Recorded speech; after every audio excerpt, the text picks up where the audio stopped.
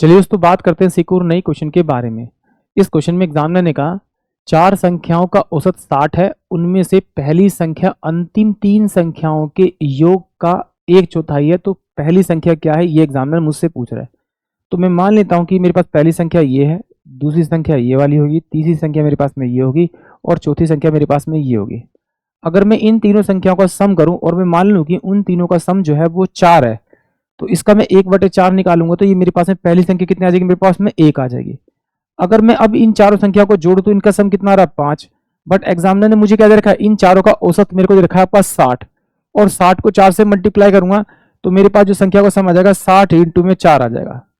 तो 12 चौक 48, यानी कि अगर इस 5 को मैं 48 से मल्टीप्लाई करूं तो 60 इंटू 4 के बराबर हो जाएगा। तो इसी से आप इसको मल्टीप्लाई कर दीजिए 48, यानी इस क्वेश्चन का जो करेक्ट आंसर आएगा, सबसे छोटी संख्या जो आएगी वो 48 आएगी, यानी कि ऑप्शन सी इस क्वेश्चन के लिए करेक्ट होगा। अगर आप इसको इस तरह से नहीं करना चाहते तो फिर आप अगर एक्स करना चाहते तो आप इसे इस तरह से कर सकते हैं। मान लेता हूं कि ये इन तीनों संख्याओं का जो सम है वो x है, तो छोटी संख्या क्या होगी, इसका 1/4। अगर मैं इन चारों को जोड़ूं तो मेरे पास में जो सम आएगा वो x बाय में 4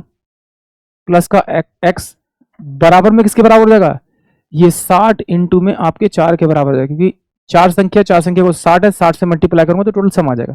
एलसीएम लूंगा इसका आपका, तो ये मेरे पास में 5x बटे में आपका 4 बराबर में कितना आ जाएगा आपका 60 इंटू में 4, तो x की जो वैल्यू आएगी मेरे पास में वो आ जाएगी आपकी 60 इंटू में 4 इंटू में आपका कितना 4 बटे में आपका 5, तो सोल्व करूंगा तो मेरे पास में x इक्वल टू में कितना आ जाएगा आपका 12 इंटू में आपका 4 इंटू में 4, ये मेरे पास क्या आ गया, उन तीनों संख्याओं का सम आ गया। तो अगर मैं उसका 1/4 निकाल दूंगा